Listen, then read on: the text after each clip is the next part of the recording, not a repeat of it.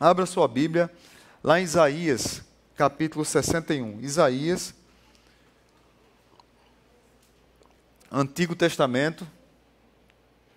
Você vai lá em Isaías. Alguns autores chamam de Evangelho do Antigo Testamento.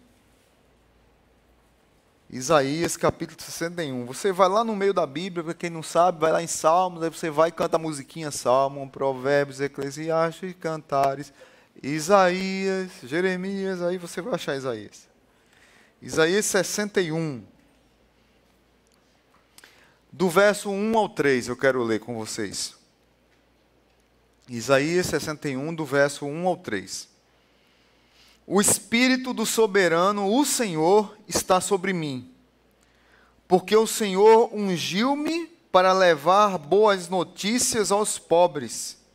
Enviou-me para cuidar dos que estão com o coração quebrantado, anunciar liberdade aos cativos e libertação das trevas aos prisioneiros, para proclamar o ano da bondade do Senhor e o dia da vingança do nosso Deus, para consolar todos os que andam tristes e dar a todos os que choram em Sião uma bela coroa em vez de cinzas, o óleo da alegria em vez de pranto, e um manto de louvor em vez de espírito deprimido. Eles serão chamados carvalho de justiça, plantio do Senhor, para a manifestação da sua glória. Amém. Pai Santo, muito obrigado por tua palavra e que ela encontre abrigo nos corações aqui presentes. Quero colocar diante do Senhor o que vamos refletir nessa tarde e noite. E a minha oração, ó Pai, que os teus filhos abençoados aqui presentes possam entender o quão é importante e o quão maravilhosa essa notícia que nós recebemos. A notícia do ano aceitável do Senhor, da presença do Senhor conosco, do cuidado do Senhor conosco. Então, se tiver pessoas aqui com espírito abatido, com coração quebrantado, pessoas entendendo, ó Pai, que precisam do Senhor, a minha oração é que o Senhor abra esses corações e que a tua palavra penetre nesses corações. No nome de Jesus, a quem oramos. Amém. Queridos, essa é uma das profecias messiânicas do Antigo Testamento. De várias profecias messiânicas, essa é uma delas e uma das mais belas. E uma das que vemos o cumprimento lá em Lucas capítulo 4. Você não precisa abrir, mas pode anotar aí. Você puxa Lucas capítulo 4 a partir do verso 15. Você vai perceber lá em Lucas capítulo 4, depois de Jesus passar pela tentação no deserto, Jesus começa a pregar nas sinagogas e num determinado momento, alguém traz, depois de alguns dias, alguém traz para ele a Torá, o Antigo Testamento, e abre justamente em Isaías, nesse texto. Naquela época não tinha capítulo nem versículo como nós temos hoje. Mas quando foi aberto para Jesus ler, foi aberto nesse texto. E Jesus lê esse texto e ele diz, agora se cumpriu o que foi dito pelo profeta. Os homens ficaram revoltados e disseram, olha, temos que apedrejá-lo. Se você acha que o único momento que tentaram matar Jesus foi perto da crucificação, você está enganado. Você lê Lucas com cuidado e lê João, você percebe muitas vezes, principalmente quando Jesus ele diz que é Deus, quando ele diz que é o cumprimento de alguma profecia, os homens ficavam irados, os fariseus ficavam irados, e eles sempre tentavam cercar Jesus, ou para machucá-lo, ou para matá-lo, para apedrejá-lo. E esse foi um dos momentos que tentaram matar Jesus. Jesus saiu do meio deles e sumiu ali naquele momento. Mas aqui Jesus diz para aqueles homens que ele é o cumprimento dessa profecia. Que profecia é essa? Ela aponta para uma promessa do ano do jubileu. Que jubileu é esse, pastor? Aonde é que a gente encontra isso? Você depois estiver em casa, estudando sua Bíblia, meditando durante a semana, você vai lá para Levítico, Gênesis, Êxodo. Gênesis é o primeiro livro da Bíblia. Gênesis, Êxodo é o segundo. Levítico é o terceiro livro da Bíblia. Livro da lei também. É um livro que muita gente não gosta de ler, mas é um livro espetacular. Dizem, não gosto de ler porque fala muito sobre sangue. É um dos livros que mais apontam para Cristo. Então, Levítico capítulo 25 vai falar sobre o jubileu. Que jubileu era esse? A cada 7 anos, Deus disse para o povo descansar. Não plantar, não colher. A cada 6 dias você trabalha e no 7º dia você descansa. E a cada 7 anos tinha também o ano do descanso. 7 vezes 7 dá quanto? 49. No 50º ano, vocês terão um ano do jubileu. No 50º ano tem que acontecer várias coisas para que haja um equilíbrio na minha terra. E a ideia era, durante aquele ano, todos os débitos seriam cancelados. Todas as terras deveriam ser devolvidas aos proprietários originais, os escravos eram libertos e todas as pessoas tinham a oportunidade de recomeçar a vida.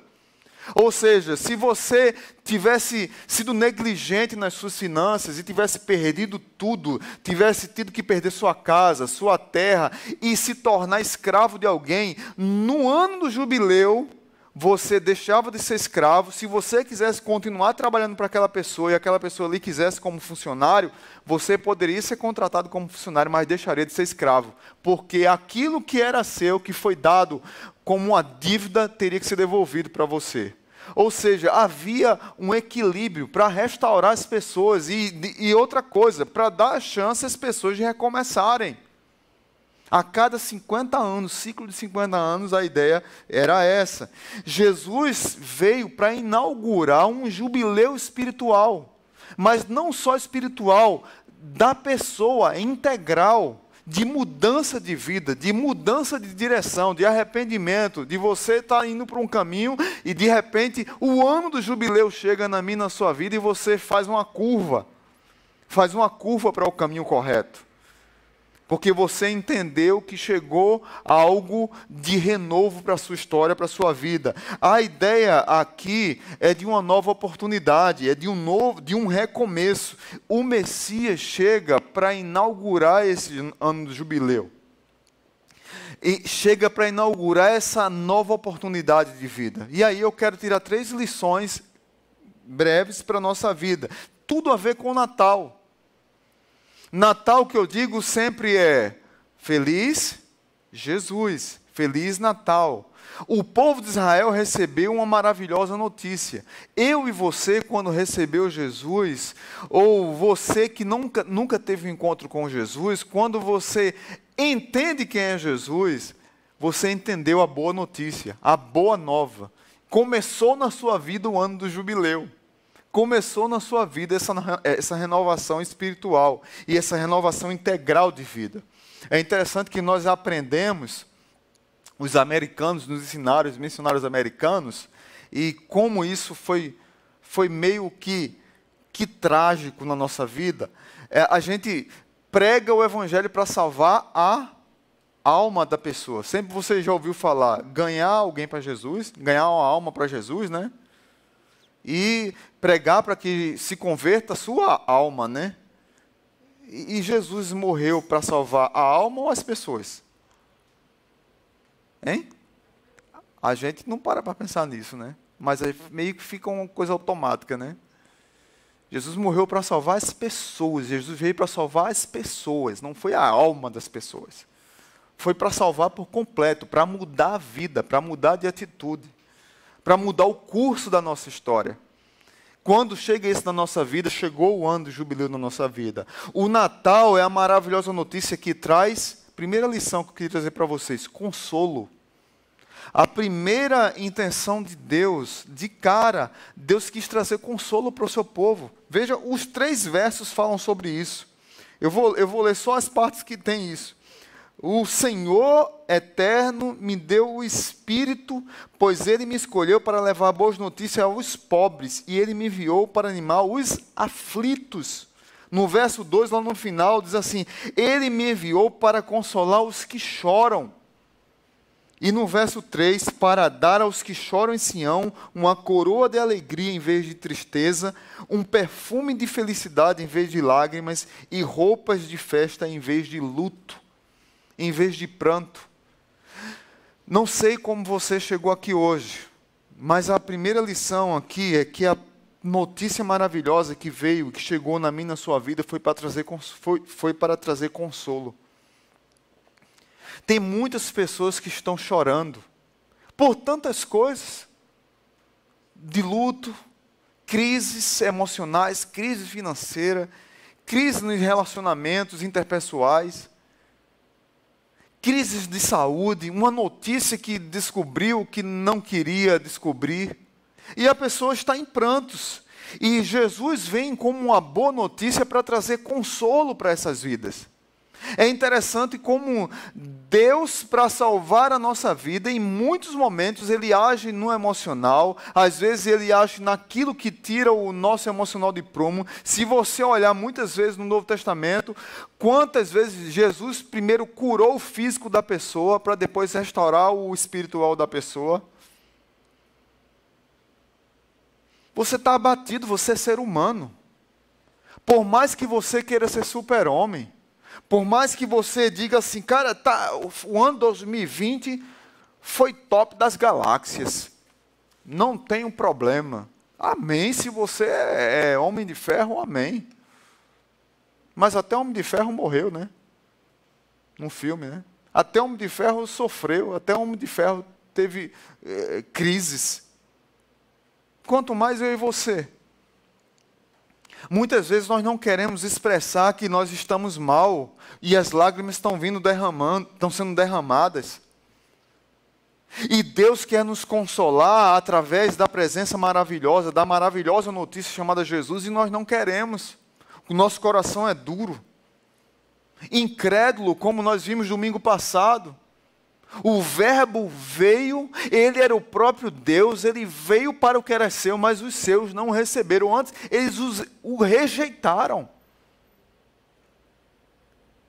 E muitas vezes, nesse processo de consolo, Deus quer restaurar a nossa vida e nós o negamos. É interessante que o salmista, ele vai tratar sobre essa questão de lágrimas. E eu gosto demais desse texto, Salmo 56, versículo 8, diz assim: registra tu mesmo a minha lágrima, o meu lamento. Recolhe as minhas lágrimas em teu odre. Acaso não estão anotadas em teu livro? Algumas versões dizem assim: todas as minhas lágrimas estão anotadas em teu livro, Deus. O Senhor recolheu todas as minhas lágrimas numa bacia, num odre. Deus conta cada gota da nossa lágrima, Ele sabe por quê. Ele conhece quem sou eu e quem é você. Não é à toa que Ele enviou o Espírito Santo como o consolador. Porque sabe quem nós somos, sabe que nós somos pó, sabe que nós sofremos. Mas também Ele vem como um bom perfume, que é uma fragrância. E que revela em nós a sua glória, a manifestação do seu poder e da sua graça. Esse texto é fantástico, irmãos, porque traz para a minha vida a convicção da presença, do propósito e do poder de Deus. Essa maravilhosa notícia revela isso. Esse consolo de Deus na minha e na sua vida mostra o quanto Deus é presente. E quanto Ele não nos abandonou. O seu poder continua agindo na nossa vida. Deus continua no controle de todas as coisas. Por mais que o mundo diga não, Deus continua no controle. Por mais que você derrame lágrimas, Deus continua no controle. E Ele está do seu lado. Ele é tão poderoso, mas é tão próximo. Como uma boa notícia, como um consolador, como aquele que conta cada gota da minha e da sua lágrima. Essa semana um grupo de irmãos me convidaram para a gente estar junto orando e cantando músicas e hinos antigos, né? Então, a turma das antigas, e fizeram lá uma seleção de música, e eu fui muito abençoado naquele momento, naquele encontro. Rimos muito, choramos, cantamos, foi um momento emocionante. E uma música que a gente cantou ali, eu tinha notado para falar hoje. Uma música das antigas. Diz assim a música: é o Espírito de Deus está aqui. Quem conhece essa música? Olha aí, a turma das antigas sabe. O Espírito de Deus está aqui. Quem sabe canta. Operando em nossos corações. É o texto. Trazendo sua vida e poder, ministrando.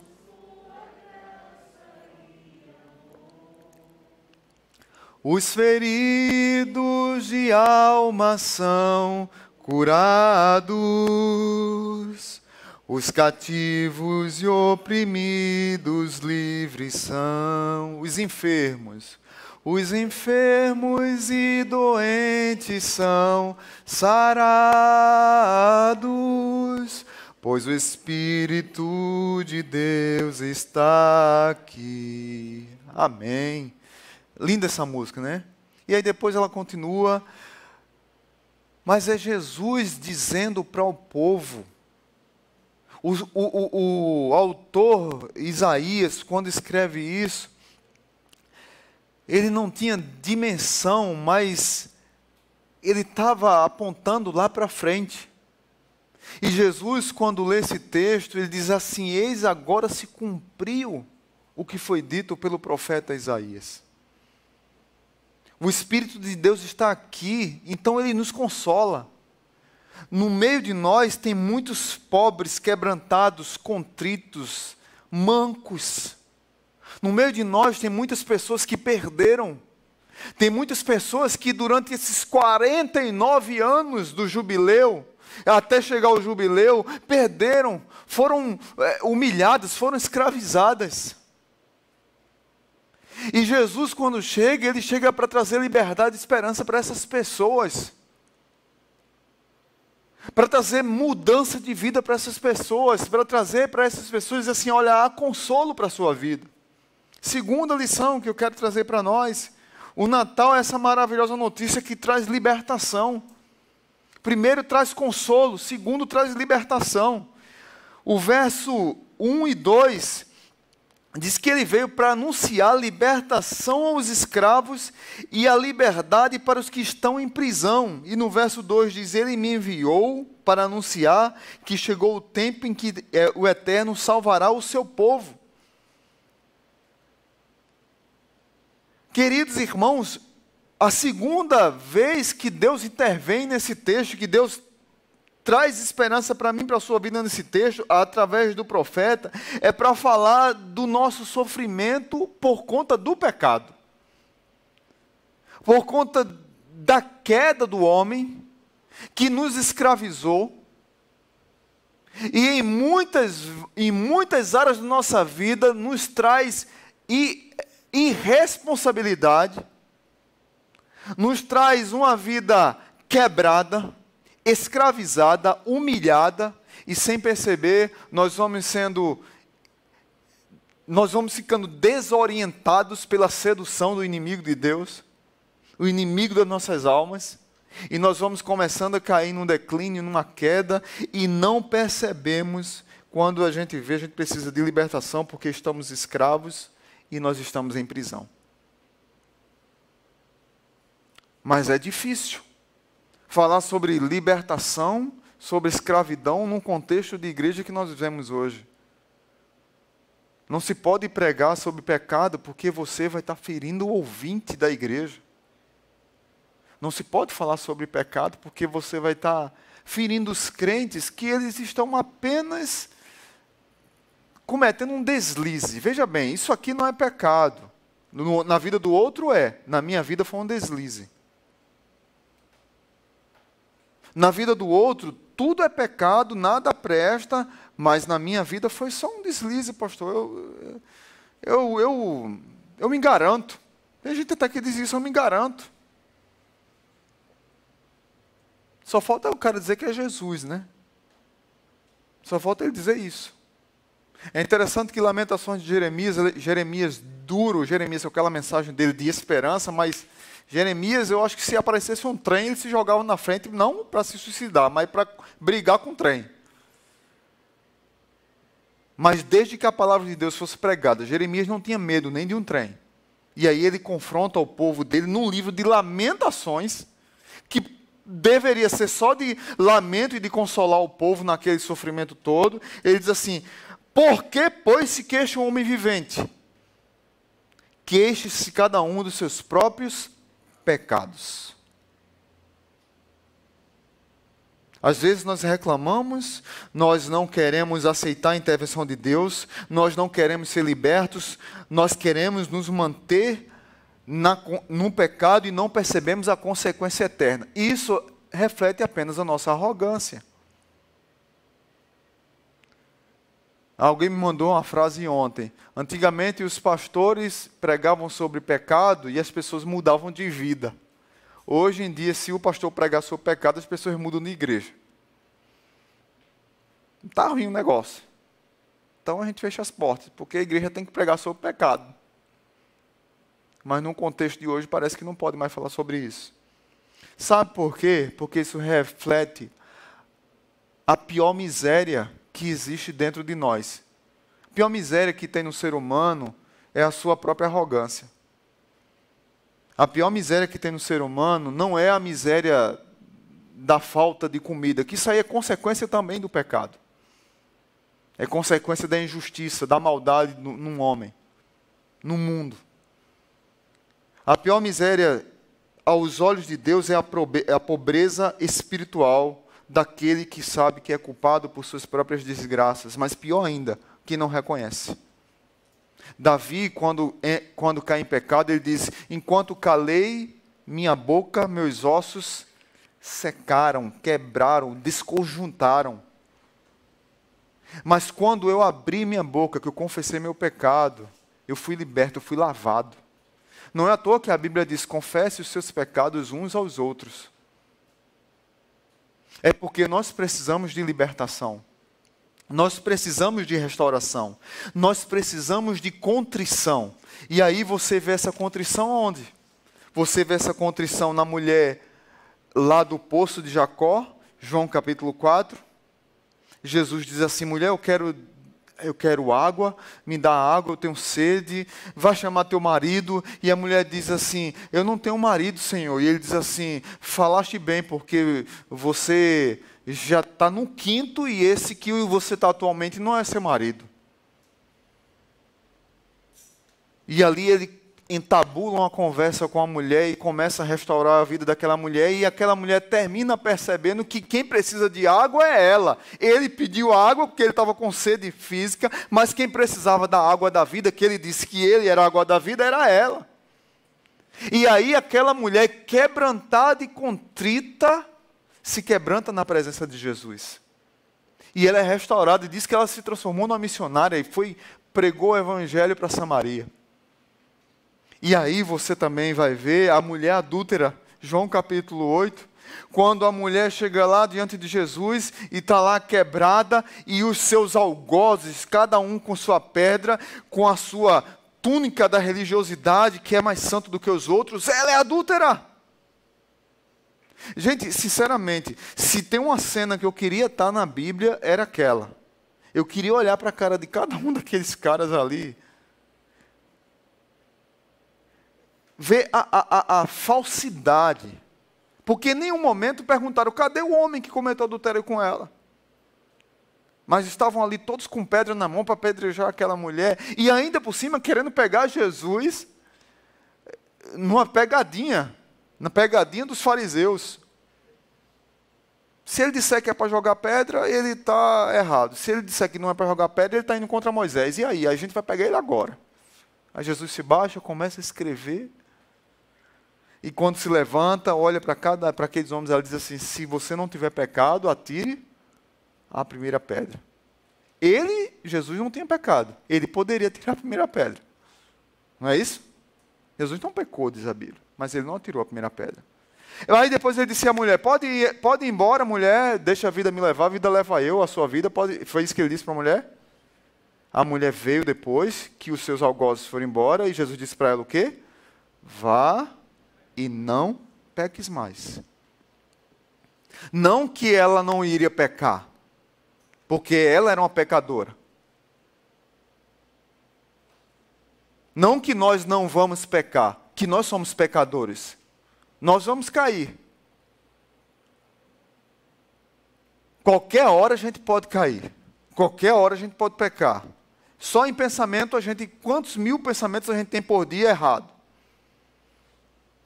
A diferença é, não seja escravo do pecado. A notícia maravilhosa para a minha vida e para a sua vida é que você não precisa ser escravo do pecado. Você pode se render a essa boa notícia. E quando você se rende a essa boa notícia, você recebe misericórdia, você recebe consolo, você recebe libertação. Você não precisa ser escravo mais do pecado. Você não precisa ser escravo de Satanás. Você não precisa ser escravo da mentira. Você não precisa ser escravo da miséria. Você não precisa ser escravo da sua língua. Você não precisa ser escravo de pecados escondidos dentro da sua alma, de vícios. Você não precisa, porque você está liberto. Confesse os seus pecados. Se arrependam diante do Senhor. E aí não tem como. Eu me lembro de uma outra música das antigas também, de Sérgio Lopes. E o nome da música é Libertação. O refrão dela diz assim: o sangue de Cristo liberta de todo pecado. Quem lembra? A cruz do Calvário é o começo da nossa vitória. A palavra de Deus é a nossa arma de guerra. E o poder de Deus nos garante a vitória final. O sangue de Cristo liberta de todo pecado. João, quando encontrou-se com Jesus, João Batista disse assim: eis o Cordeiro de Deus que tira o pecado do mundo. Queridos irmãos, a libertação para a gente. Do mesmo jeito que há consolo, há libertação. Dói você ter que se libertar de um pecado. Dói você se libertar de alguma coisa que está incrustado na sua vida, que está lá lhe incomodando, que você está sendo escravizado e muitas vezes você acha que está tudo bem e não está bem. E você precisa soltar daquelas garras terríveis. E Jesus Cristo é o Cordeiro de Deus que tira o pecado do mundo e quer libertar a minha vida e a sua vida dos meus pecados e dos seus pecados. E Ele continua fazendo isso até hoje. O ano do jubileu chegou para lhe consolar, o ano do jubileu chegou para te libertar. Amém? Terceiro e último, o Natal é a maravilhosa notícia que traz oportunidades. Podemos olhar para o verso 3 e ver o que é que diz lá. Na primeira parte diz: e dá a todos os que choram em Sião uma bela coroa em vez de cinzas, o óleo da alegria em vez de pranto, e um manto de louvor em vez de um espírito abatido, espírito deprimido. Mas eles serão chamados carvalho de justiça, plantio do Senhor para a manifestação da sua glória. Vou me demorar menos aqui. Mas o Natal é a maravilhosa notícia que traz oportunidade. Eu quero focar apenas na segunda parte. Eles serão chamados carvalhos de justiça. Aquele que é consolado, aquele que é liberto, ele tem uma nova chance. Quando eu permito que Jesus mude a minha vida, que entre na minha vida, de fato e de verdade, que Ele seja o Senhor da minha vida, não apenas da boca para fora. Como eu falei aqui num vídeo, transformando vidas através da palavra não deve ser um mote apenas da igreja. Não deve ser apenas uma palavra de efeito. E não é, a intenção não é essa. A intenção é que seja um estilo de vida. Jesus ser Senhor da nossa vida deve ser o nosso estilo de vida.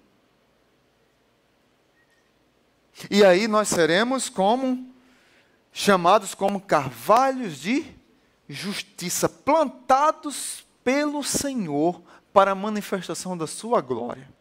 Ou seja, cara, a minha vida estava arrebentada, eu era escravo do pecado, eu chorava dia e noite, estava tudo mal na minha vida, Ele veio para me consolar. Por causa do meu pecado, eu caí, eu quebrei a cara, eu me tornei escravo.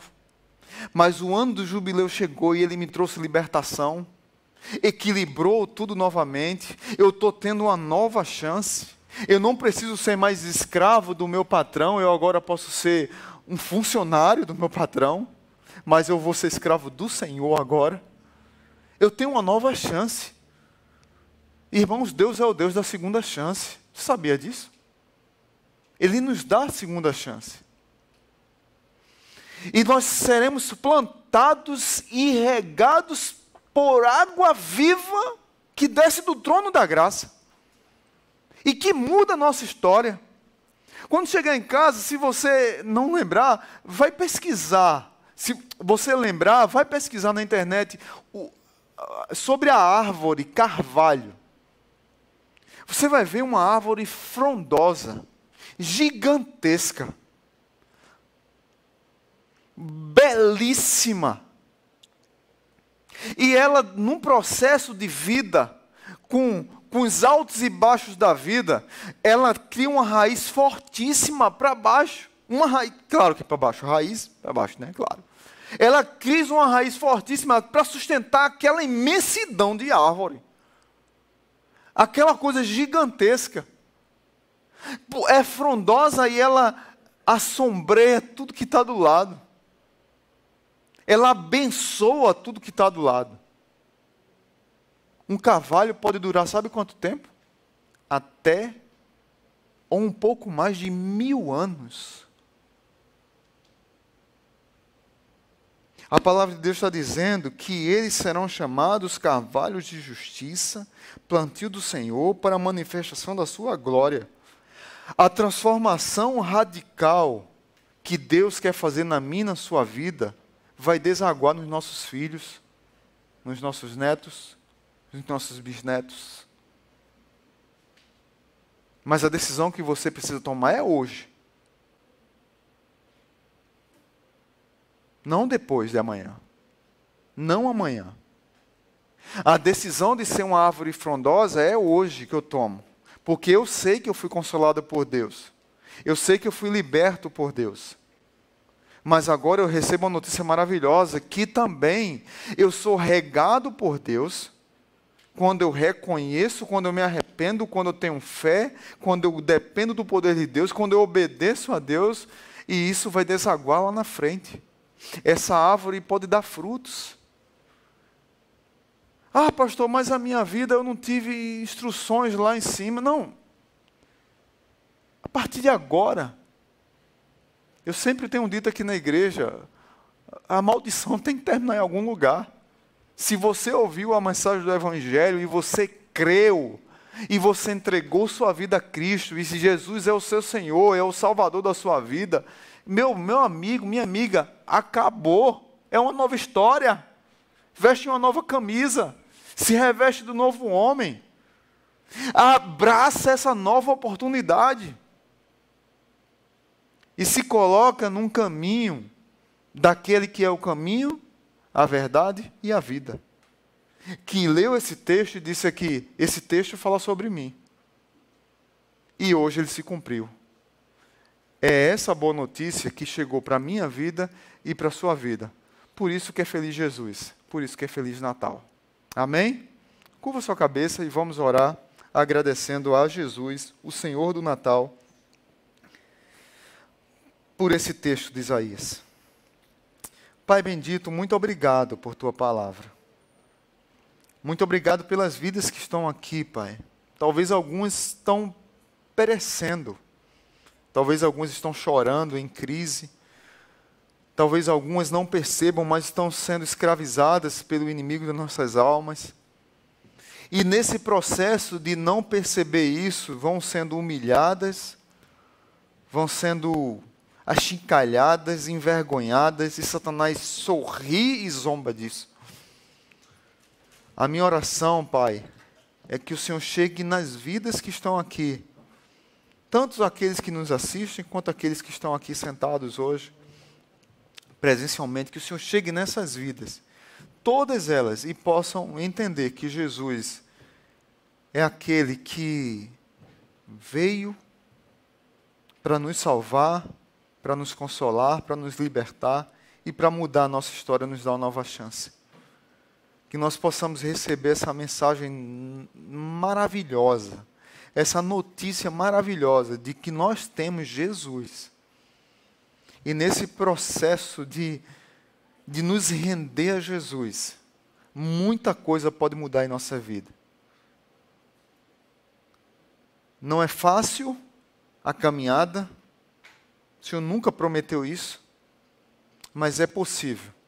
Tem uma caminhada de obediência, uma caminhada de renovação vinda do Evangelho, uma caminhada de consolação vinda direto do Senhor, mas também uma caminhada renovada, onde o Senhor nos plantou como uma árvore frondosa, como uma árvore que dá frutos, e como uma árvore que vive muito tempo, abençoando outras gerações, filhos, netos, bisnetos, e várias gerações, frondosamente, vão sendo abençoadas pelos carvalhos de justiça, que são regados pelo Senhor, o Deus da graça, o Deus de toda a criação.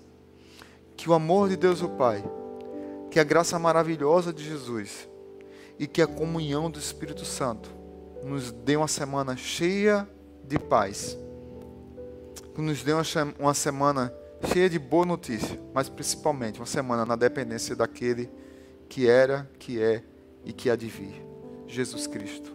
Amém. Antes do louvor cantar essa música, eu preciso dar um aviso que eu esqueci. Pode ser rapidinho, só pedir para acender aqui. É o seguinte, é um apelo, na verdade. Nós estamos trazendo para a igreja, o ano que vem, um casal que vai estar nos ajudando, vai estar servindo, um casal que a gente investiu durante 3 anos, estava fazendo seminário no Palavra da Vida, e estavam servindo lá em Campinas, na PIB de Campinas. Eles estão vindo para servir conosco o próximo ano, vão estar servindo aqui na igreja, Pedro e Nayara. E estão com um Benjaminzinho, né? E eles estão vindo, a mudança deles está vindo de Campinas para cá. Só que quando eles saíram do seminário Palavra da Vida e foram morar em Campinas, eles alugaram uma casa, alugaram um apartamento pré-mobiliado. Ou seja, eles estão vindo para cá, a mudança está vindo, mas eles não têm praticamente nada. Então a gente vai girar na igreja uma lista. Se você quiser trazer uma oferta, se você quiser doar algum item, a gente quer fazer não surpresa, porque aqui quem está acompanhando, se eles estiverem assistindo, eles vão saber. A gente quer fazer um chá de casa nova para eles. Mas antes do chá de casa nova, eu preciso emprestado de uma cama de casal. Porque eles estão vindo e a mudança só chega depois de um mês, né? Então a gente vai arrumar um lugar para eles ficarem com tudo, com geladeira, tudo, mas a gente não tem uma cama de casal. Então, se você puder emprestar um colchão de casal, a gente vai buscar. A gente dá um jeito. Tá bom? Se você tiver 5 camas de casal na sua casa, não sei. Vai que tem alguém aqui que é descendente de islâmico e tem lá um palácio em casa. Amém? Cada quarto tem uma cama de casal. Amém? É nóis, eu. Você pode doar uma cama de casal. Doar não, emprestar para a gente. Mas esse chá de casa nova, a gente vai passar na igreja. E a ideia é que, se pudermos receber uma oferta, a gente vai estar divulgando mais isso, vai botar nos grupos. Ou depois, se você quiser, não, eu quero doar, sei lá, um liquidificador, você doa, alguma coisa assim. A ideia é que a gente abençoe essa família que está vindo aqui para servir conosco aqui na igreja. Amém, queridos? Vai ser um privilégio, eles vão estar conosco aqui esse período, vai estar um período de estágio conosco, e se der tudo certo, a gente crê que sim, a gente vai estar pedindo o concílio dele no próximo semestre, no segundo semestre do ano que vem, a gente vai estar ordenando ele para a honra e glória do Senhor. ordenando também mais um pastor aqui na nossa igreja. Que Deus nos abençoe, que dê uma semana de bênção para a sua vida e que nos leve em paz. Vamos ficar de pé, a gente vai cantar essa música agora. Em quem você pode dar um abraço, você dá um abraço e dá uma palavra de bênção. Amém?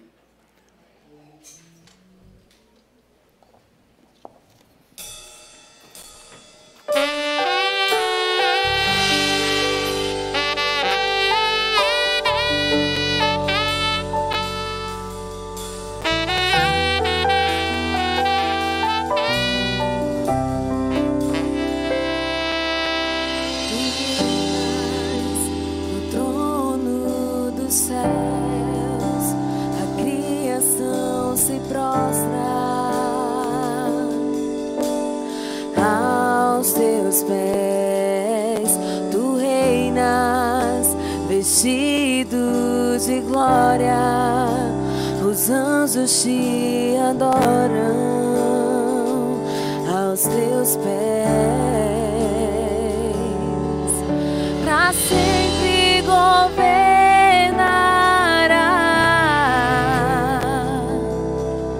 teu reino não passará,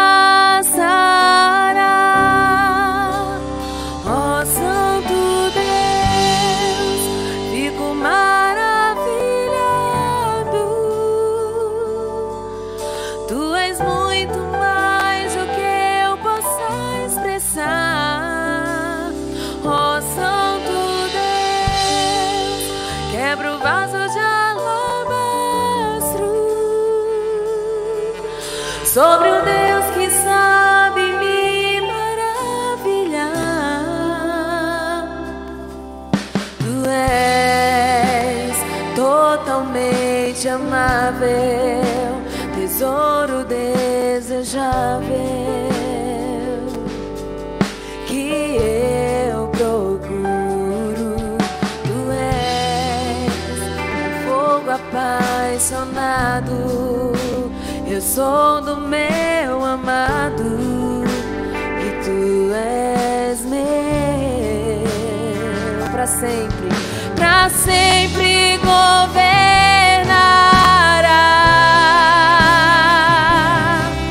teu reino não passará,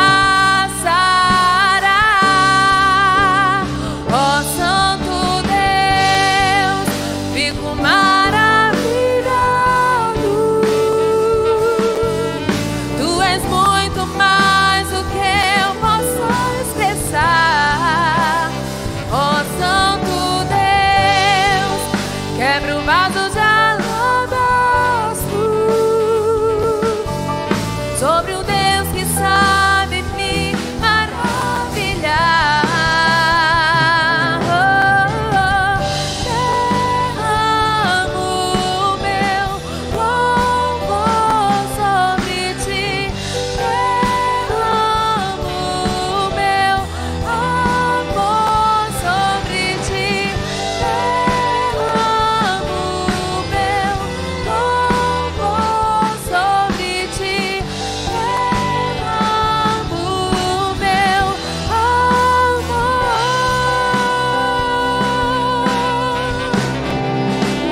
Ó Santo Deus, fico mais